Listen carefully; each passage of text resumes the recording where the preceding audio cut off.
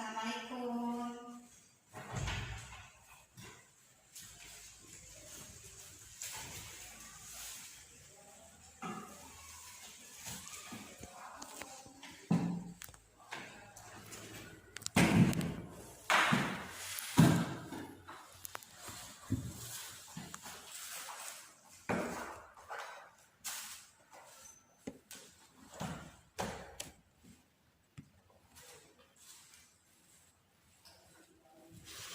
Sebelum kita memulai pembelajaran, mari kita berdoa terlebih dahulu.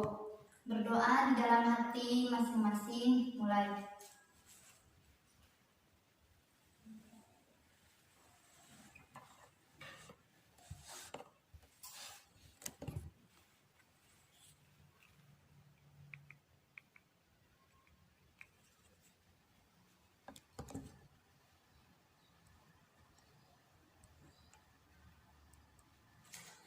Berdoa selesai.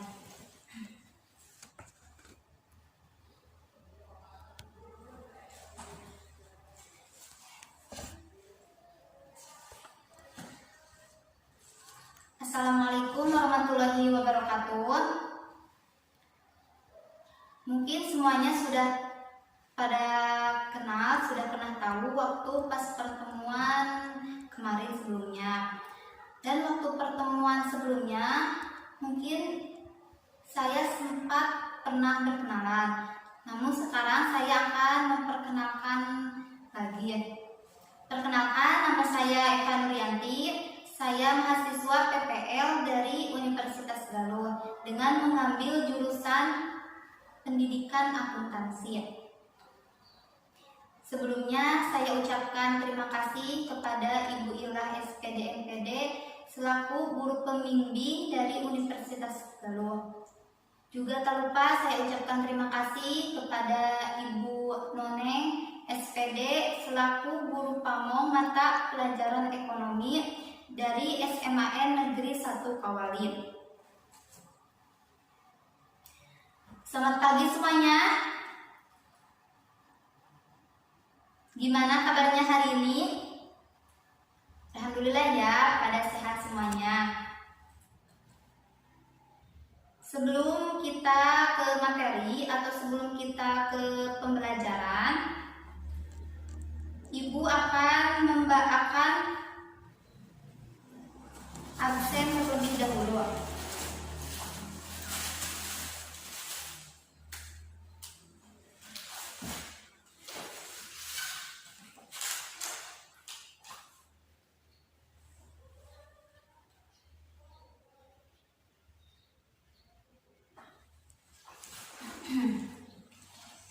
Adinda,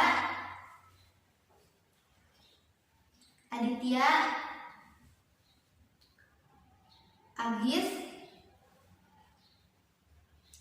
Amanda, Anis, Lukman,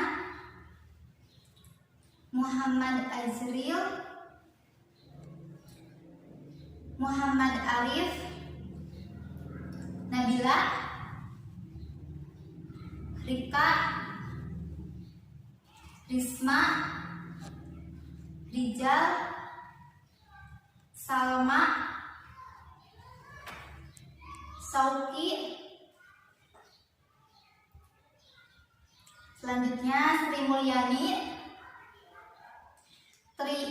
Mulyani, Yuliani, Yunia. Alhamdulillah ya, di pertemuan kali ini semuanya hadir. Berarti semuanya sehat-sehat aja. Mudah-mudahan di dalam keadaan situasi pandemi ini, semoga kita selalu diberikan kesehatan, kelancaran, dan kemudahan dalam hal belajar dan dalam hal apapun. Amin.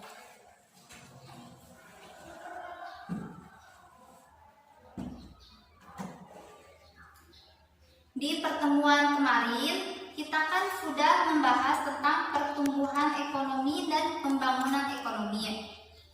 Gimana semuanya sudah paham mengenai pembangunan dan perkembangan ekonomi atau masih ada yang tidak mengerti dan ingin ada yang ditanyakan? Alhamdulillah ya, kalau semuanya sudah pada mengerti. Kita akan lanjut ke materi selanjutnya, yaitu ke bab 3. Di bab 3 kita akan membahas tentang permasalahan ketenagakerjaan di Indonesia. Apa sih ketenagakerjaan itu? Silahkan, ada yang tahu ketenagakerjaan itu apa? Baik, menurut Undang-Undang Nomor 13 Tahun 2003 tentang ketenagakerjaan. Ketenagakerjaan adalah segala hal yang berhubungan dengan tenaga kerja, baik itu sebelum, sesudah, maupun selama waktu kerja.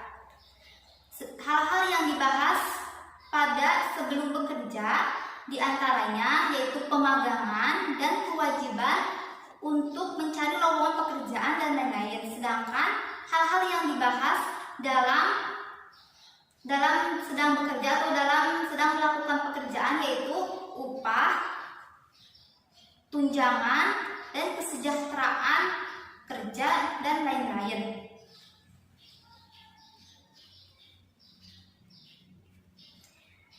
Kita masuk ke materi.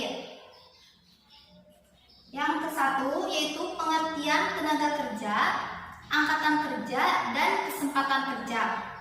Tapi sebelum Ibu membahas pengertian tentang angkatan kerja, tenaga kerja, dan kesempatan kerja, kita terlebih dahulu harus mengetahui tentang pengertian penduduk. Apa itu penduduk? Coba siapa yang tahu apa itu penduduk?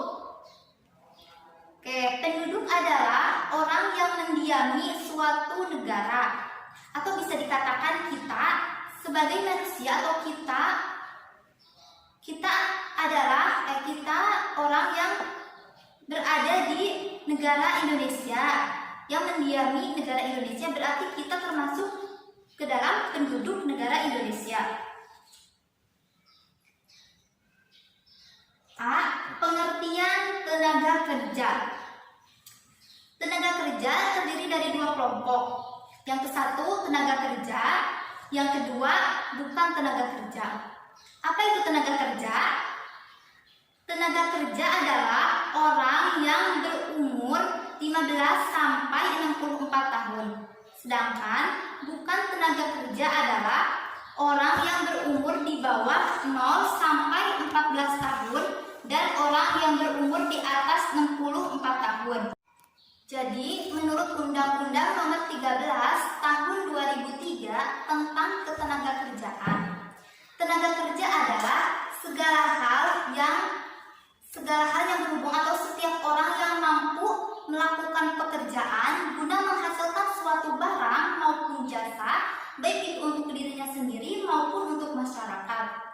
Jadi bisa dikatakan tenaga kerja itu adalah seseorang atau orang yang mampu melakukan pekerjaan atau kegiatan. Misalkan orang tersebut melakukan pekerjaannya itu seperti berjualan di rumah makan. Itu kan termasuk ke pekerjaan yang menghasilkan atau pekerjaan yang memenuhi kebutuhan masyarakat. Yang selanjutnya,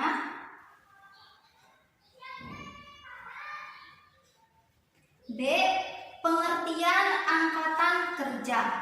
Angkatan kerja terdiri dari 2 kelompok. 1. Angkatan kerja, yang kedua bukan angkatan kerja. Apa sih angkatan kerja itu?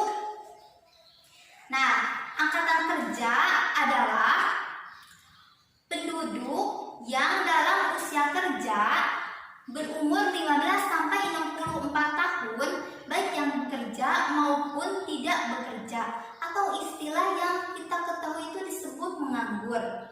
Namun selanjutnya, bukan tenaga kerja adalah orang yang sudah dalam usia kerja namun mereka memutuskan tidak untuk bekerja. Seperti halnya seseorang yang sedang melakukan atau yang sedang bersekolah ataupun ibu rumah tangga. Itu kan anak SMA kan itu udah berumur 16, 15, 17 tahun ya. Itu kan sudah termasuk usia kerja, namun mereka tidak melakukan pekerjaan dikarenakan mereka sedang bersekolah. Baik, sekarang selanjutnya kita akan membahas tentang jenis-jenis tenaga kerja. Jenis-jenis tenaga kerja terdiri dari 3 kelompok. Yang pertama yaitu tenaga kerja terdidik. Tenaga kerja terdidik adalah tenaga kerja atau orang yang mempunyai keahlian atau keterampilan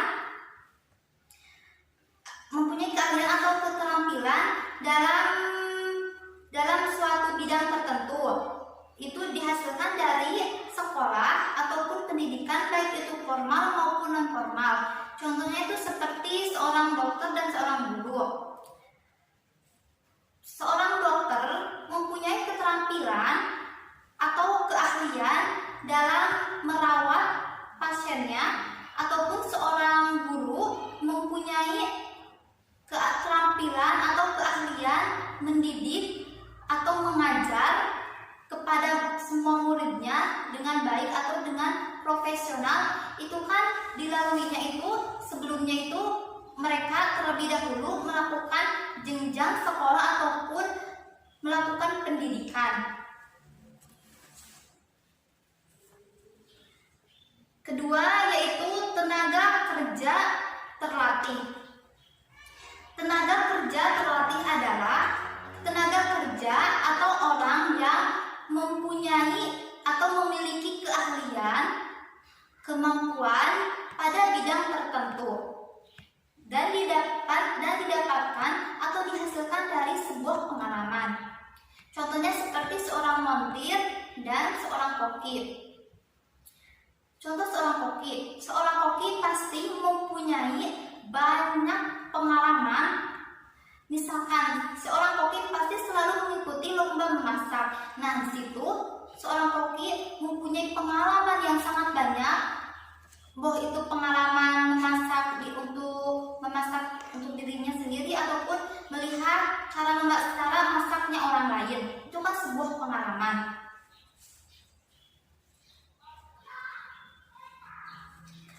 Selanjutnya yang ketiga, tenaga kerja tidak terdidik dan tidak terlatih, yaitu tenaga kerja ataupun orang yang melakukan pekerjaan hanya dengan mengandalkan tenaganya saja, seperti contohnya itu kuli bangunan ataupun pembantu rumah tangga. Gimana, sudah dipahami tentang jenis-jenis tenaga kerja? Kita akan lanjut ke materi selanjutnya, yaitu tentang masalah ketenaga kerjaan. Indonesia merupakan negara yang memiliki sumber daya manusia dan sumber daya alam begitu banyak. Namun, Indonesia juga memiliki masalah ketenaga kerjaan diantaranya sebagai berikut. 1. Kualitas tenaga kerja yang rendah. Nah, di sini maksudnya kualitas tenaga kerja yang rendah adalah kualitas tenaga kerja yang rendah bisa dilihat dari pendidikan penduduk yang rendah atau belum memadai dengan jenis pekerjaan yang tersedia. Maksudnya antara jenis pekerjaan dan pendidikan itu tidak seimbang. Misalkan kan sekarang di sebuah perusahaan besar pasti menginginkan pekerjanya itu dari lulusan minimal SMA dan sarjana. Tapi di Indonesia sendiri masih banyak orang atau masih banyak anak-anak yang lulusannya itu hanya SMP saja dan tidak melanjutkan ke jenjang SMA maupun kuliah. Yang kedua yaitu jumlah angkatan kerja. Jumlah angkatan kerja tidak sebanding dengan kesempatan kerja. Besarnya jumlah angkatan kerja yang bertambah setiap tahunnya ditambah dengan kesempatan kerja yang terbatas.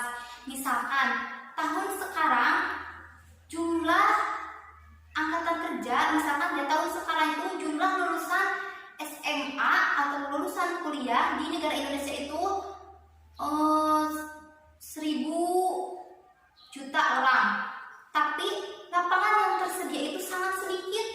Jadi itu menimbulkan masalah bagi negara Indonesia itu sendiri dan akan menyebabkan pengaruhi yang menjadi salah satu masalah pokok pembangunan ekonomi. Yang selanjutnya yaitu tenaga kerja yang tidak tersebar secara merata. Di sini maksudnya tenaga kerja yang tidak tersebar secara merata yaitu kebanyakan negara Indonesia itu, penduduk negara Indonesia itu berada di Pulau Jawa. Kenapa sih bisa begitu ya? Nah, dikarenakan Pulau Jawa itu terletak di geografisnya Indonesia yang mengakibatkan persebaran penduduk tidak merata. Hal ini menimbulkan jadi banyaknya penduduk luar Pulau Jawa datang ke Pulau Jawa, jadi mengakibatkan tenaga kerja itu tidak tersebar secara merata. Padahal di luar Pulau Jawa itu masih banyak lowongan pekerjaan yang seharusnya itu bisa diikuti oleh masyarakat yang berada di sekitarnya. Baik, sekarang kita akan masuk ke materi selanjutnya, yaitu pengangguran. Pengangguran itu merupakan masalah bagi negara Indonesia itu sendiri ya. Pengangguran adalah orang atau angkatan kerja yang belum bekerja atau sudah bekerja tapi belum penuh. Maksudnya penuh itu gimana ya Bu? Misalkan gini ya, orang yang bekerja, misalkan orang itu bekerja, namun mereka bekerja itu misalkan ada 4 jam, 3 jam kan batas waktu bekerja itu kita itu seharusnya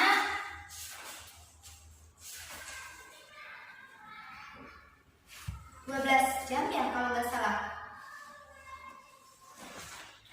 Oke, pengangguran adalah orang, kita akan bahas lagi pengangguran ya, biar kalian itu mengerti. Pengangguran adalah orang atau angkatan kerja yang belum bekerja atau sudah bekerja tapi belum memenuhi. Pengangguran terjadi karena peningkatan jumlah angkatan kerja tidak diikuti dengan peningkatan jumlah lapangan pekerjaan. Ya, jadi gini, orang semakin tahun selalu bertambah orang yang mencari pekerjaan, tapi lapangan pekerjaan itu selalu tidak seimbang dengan mereka yang sedang mencari pekerjaan. Di sini ada rumus untuk mengetahui tingkat pengangguran. Berhubung di sini nggak ada whiteboard, Ibu akan menyebutkan rumusnya itu bagaimana. Rumus tingkat pengangguran yaitu jumlah pengangguran dikurangi angkatan kerja dikali 100. Yang kedua, jenis-jenis pengangguran. Jenis-jenis pengangguran diantaranya yaitu pengangguran terbuka, pengangguran terselubung, pengangguran struktural, pengangguran psikosional. Adapun dampak pengangguran dan cara mengatasinya adalah sebagai berikut. 1. Dampak pengangguran. dampak pengangguran akan timbulnya banyak tindakan kriminal dan banyak bermunculannya tunawisma. Sedangkan cara untuk mengatasinya yaitu dengan kebijakan kontrol populasi dan kebijakan mengurangi migrasi dari desa ke kota. Selanjutnya kita akan membahas tentang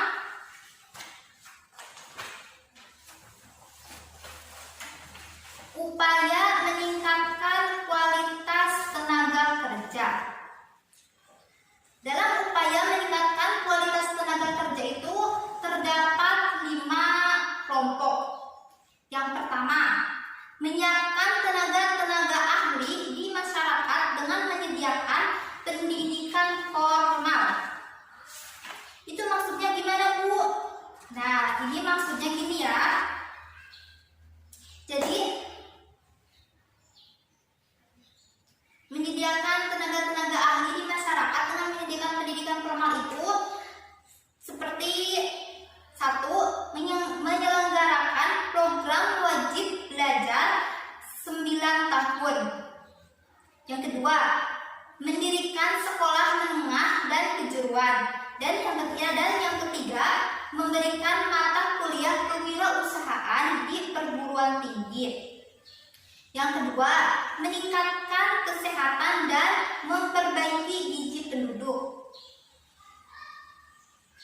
Nah, cara meningkatkan kesehatan dan memperbaiki gizi penduduk diantaranya 1. Meningkatkan kesehatan masyarakat dengan memberikan jaminan sosial.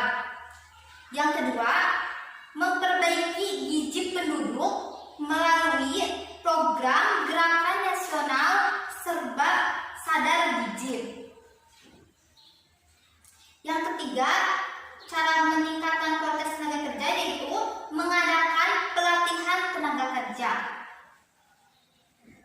Nah, di sini pelatihan tenaga kerja menurut Undang-Undang Nomor 13 Tahun 2003 diselenggarakan dan diarahkan untuk membekali, meningkatkan dan mengembangkan kompetensi kerja guna meningkatkan kemampuan atau produktivitas dan kesejahteraan masyarakat. Yang keempat, upaya meningkatkan kualitas tenaga kerja adalah memberikan pelatihan keterampilan pada para pencari kerja yang sedang mencari kerja, yaitu memberikan pelatihan kepada para pencari kerja ini diajukan oleh pemerintah pasar tenaga kerja. Pelatihan ini dapat diperoleh melalui kursus-kursus yang didirikan oleh pemerintah seperti Balai Latihan Kerja, BLK, maupun swasta. Yang kelima, cara meningkatkan kualitas tenaga kerja adalah pengiriman tenaga kerja ke luar negeri. Pengiriman tenaga kerja ke luar negeri. Nah, di sini pengiriman tenaga kerja ke luar negeri bertujuan untuk meningkatkan pengetahuan atau keahlian tentang kerja. Untuk materi keempat sudah dibahas ya, mudah-mudahan kalian ngerti. Materi kelima yaitu kita akan membahas tentang sistem upah. Sistem upah. Apa sih yang kalian ketahui tentang upah? Upah itu apa, ayo?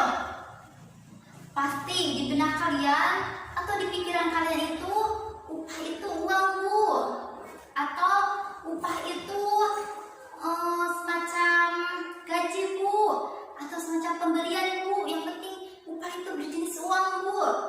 Oke, baik.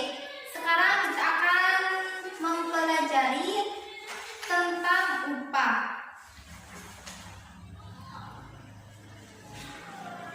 Sistem upah terdiri dari 8 bagian atau 8 pembahasan. Yang pertama, pengertian upah. Nah, sini akan disebutkan pengertian upah menurut undang-undang. Tadi kan menurut pendapat kalian sendiri. Sekarang, menurut Undang-Undang Nomor 13 Tahun 2003 tentang Ketenagakerjaan, upah adalah hak pekerja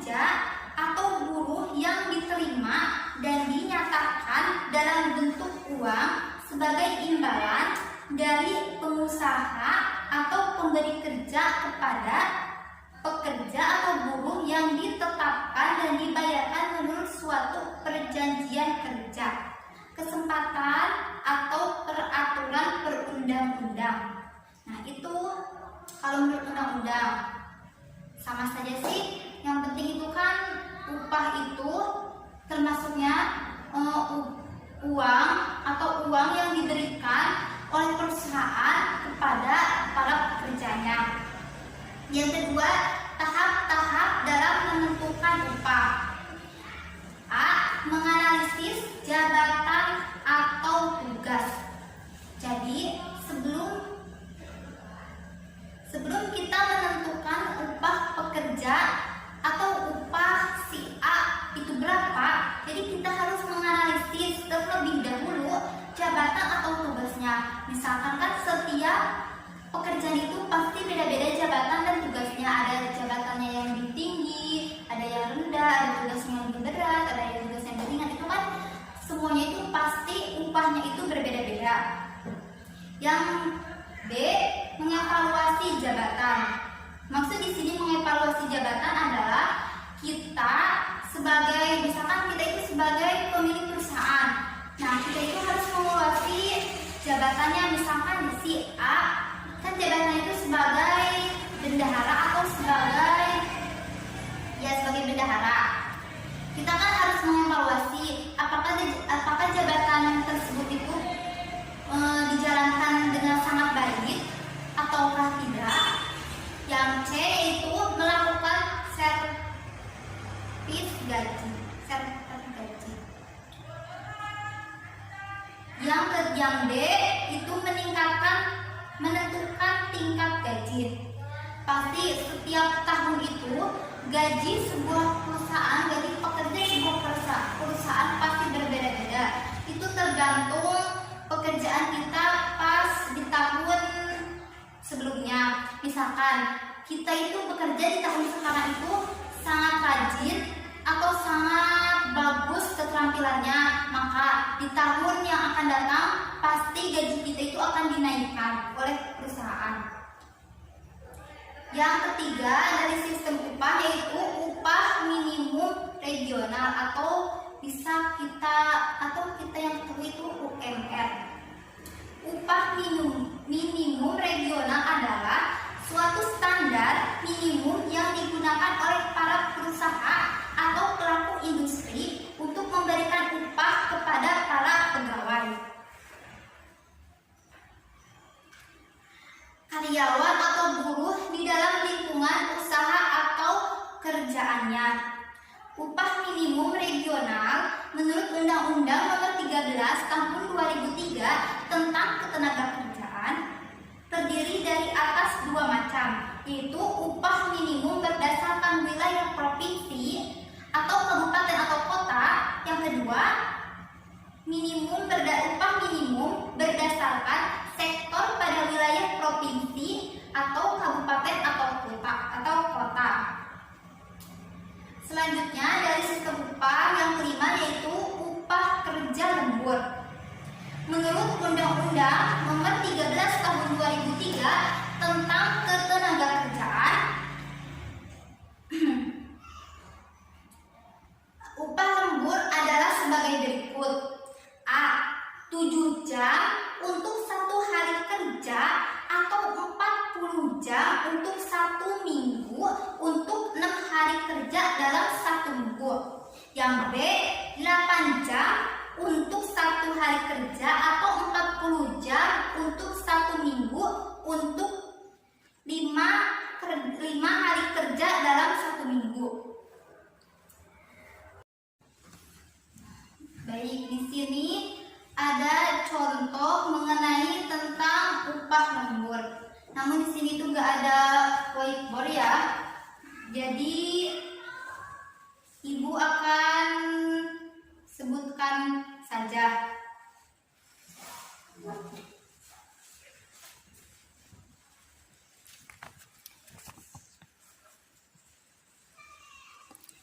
Bisa dilihat di sini.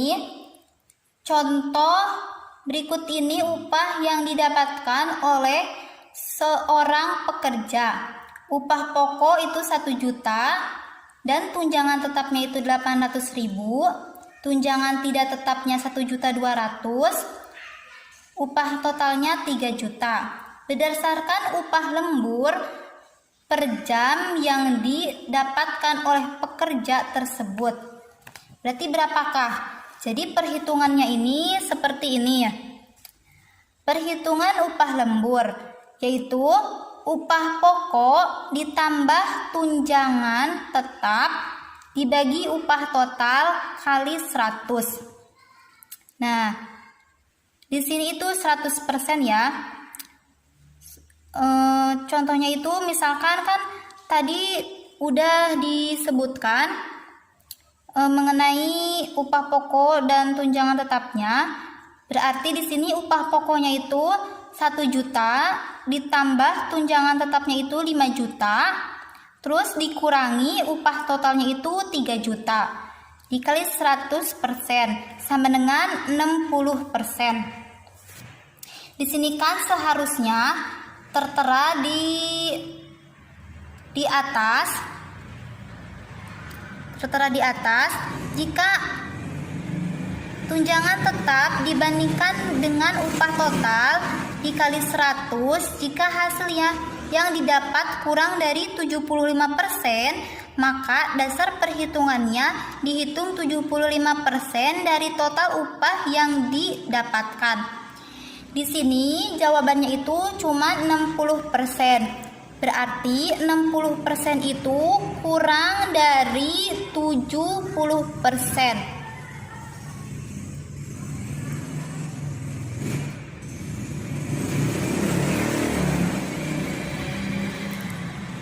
Nah, karena itu perhitungan upah lembur kurang dari 75%.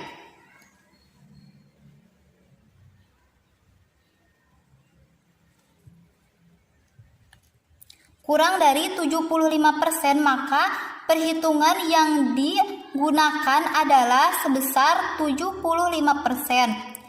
Dasar perhitungan uang lembur upah total dikali 75%. Berarti tadi sudah tertera upah totalnya itu 3 juta dikali 75% sama dengan 2.250.000. Nah, upah lembur per jam yaitu 2.250.000 dikali 1/173. Jadi hasilnya 13.000 ya, ditotalkan aja 13.000.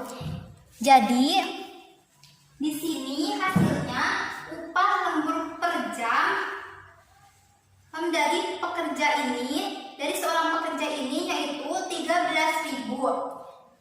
Kalian kalikan aja, misalkan pekerja tersebut bekerja lemburnya itu selama 3 jam, berarti 13.000 dikali 3 jam, berarti pekerja tersebut menghasilkan 39.000. Yang selanjutnya dari hasil sistem upah yang keenam yaitu kompensasi. Pengertian kompensasi menurut Tuan Hani Handoko dalam buku Manajemen Profesional dan Sumber Daya Manusia Handoko 2013, kompensasi adalah segala sesuatu yang diterima para pegawai sebagai balas jasa untuk kerja mereka. Jadi kompensasi itu semacam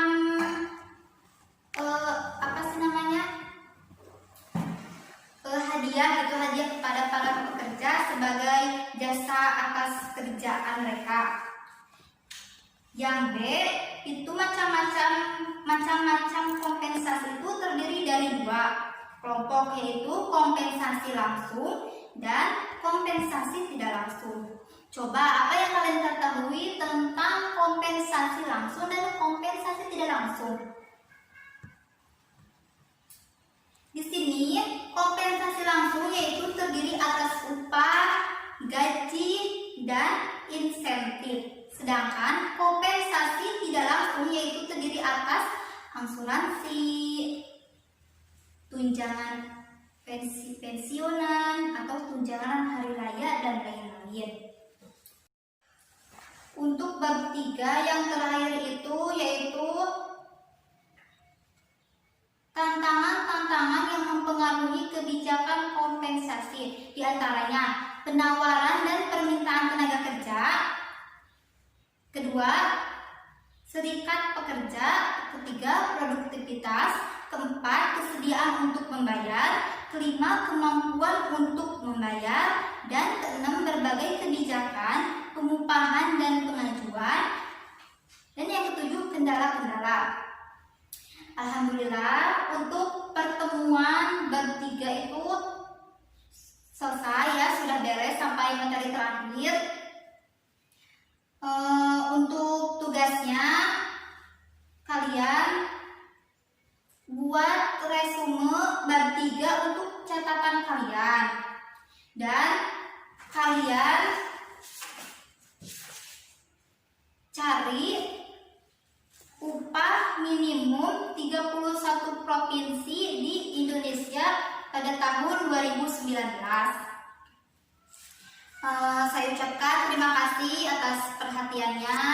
Mohon maaf bila ada kesalahan. Sesungguhnya kesalahan datangnya dari saya dan kelebihan itu dari Allah Subhanahu wa taala. Dicukupkan pertemuan kali ini. Sampai sekian. Wabillahi taufiq wal hidayah. Wassalamualaikum warahmatullahi wabarakatuh.